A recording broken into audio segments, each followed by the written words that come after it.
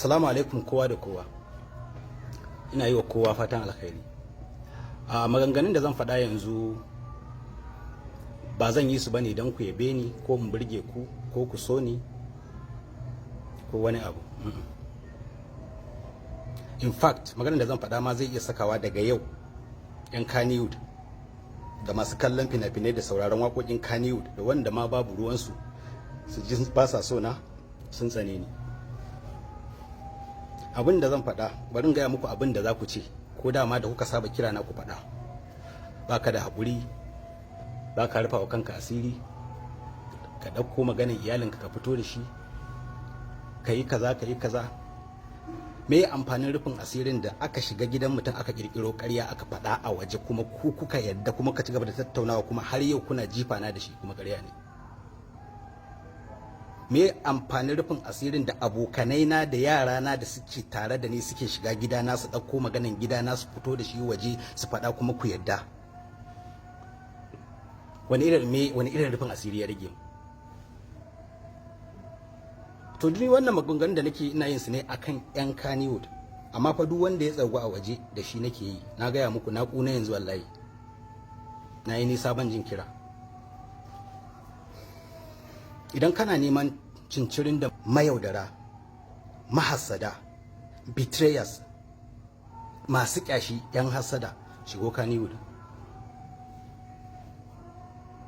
Amma fa ba duka ba, ba duka ba. Akwai mutanen kirki sosai a cikin masana'antar Kannywood na mamakin da wallahi za ku sha mamaki idan kuka san abin da suke aikatawa a bayan TV. So a yau idan na ce na daina fim na daina waka, well done. Haters, 'yan Kannywood waɗanda ba su son su ganna numfashi, ba sa son su ganni da rai, well done.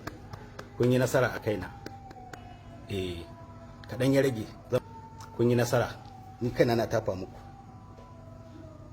Amma idan dai har zan fita a cikin masana'antar ku yi farin ciki ku ji daɗi, to ni kuma zan samu farin ciki da jin daɗi.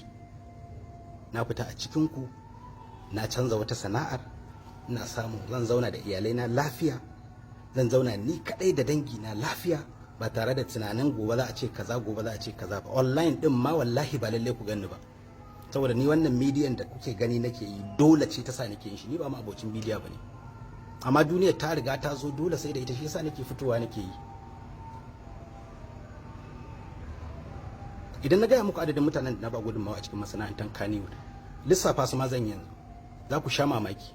Duk wanda na kira sunan shi billahi allazi la ilaha illa huwa, na ba shi kashi 30 ko 50 gudunmawa da kuka sa, amma ba ku taɓa jin sunansa a bakina ba.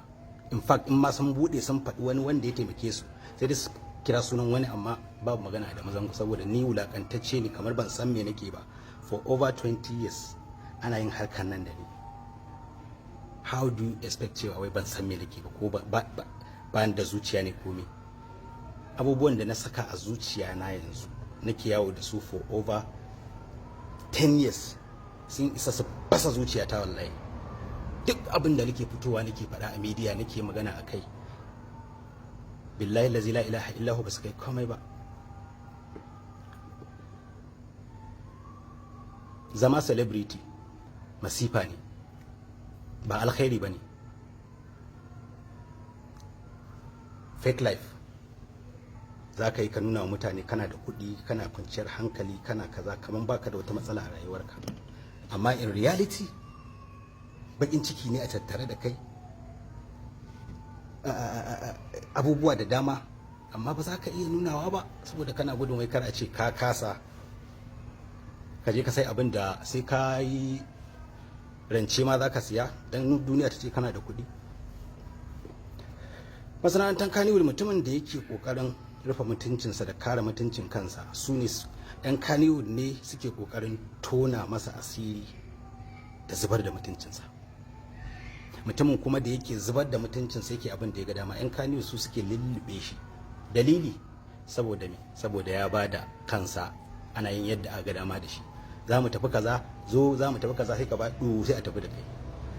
Za a yi kaza, a ni 500 nake karba, a gaskiya ka 100 ne da mu, gaskiya ka kama na kaza, na karba. Mutumin kirki ne ai. in ka je bai fiye karɓi 50,000 ko 100 ba zai maka aikin ka, mutumin kirki ne.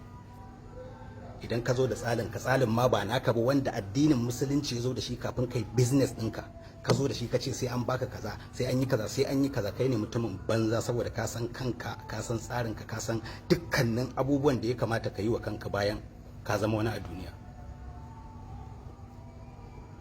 Waɗannan mutanen na koma muku tun daga baya, billahi lazi da kuɗi na, hakki na, gumi na, in je gala, in shooting film, in releasing a kasuwa, in tafi biki, in tafi kaza, in yi tallan kaza, in tara kuɗi na, in ɗauki kuɗi na, in siya mota, in ba mutum. Amma kun taba jin wani ya fito ya kare ni, ko ya taba ce na taɓa masa kyautar mota? Saboda me? Saboda ni kaskantacce ne. Yanzu superstar ne shi, ya yi girma, ya zai ce Adamu Zango ya siya masa mota? Abin kunya ne a gurin shi. Amma kafin kowa ya fara ba da mota a Kannywood, ni na fara. Na ba da mota sun fi guda 7 da kuɗi na, hakki na, ba a gurin wani na karɓa ba wani na je na roƙa ba, na siya na bayar. Amma babu wanda zai iya fitowa ya kalla duniya ya kare wa Adamu mutuncinsa akan wani abu da aka san ba halin Adamu bane, sai 'yan Kannywood.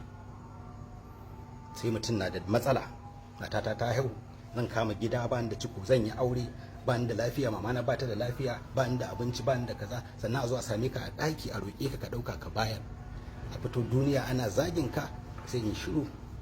Saboda in na kara Adamu Zango, jarumi wani ba zai mu'amala da ni ba, darakta wani, producer wani ba za su mu'amala da ni ba, da haka bari in rufe alkhairinsa kawai, in shiru.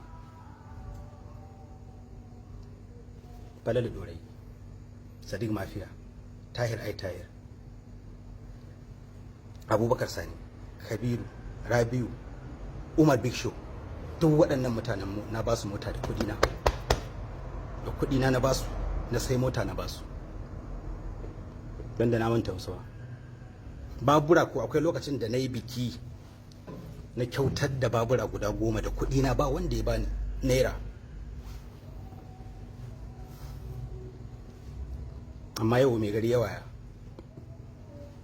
butulci, betrayal.